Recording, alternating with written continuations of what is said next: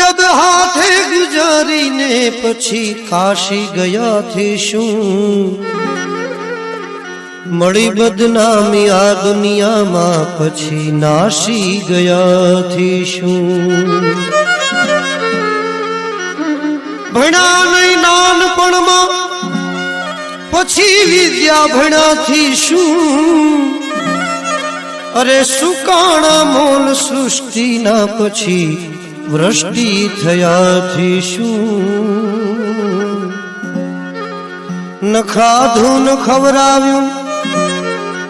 કોઈને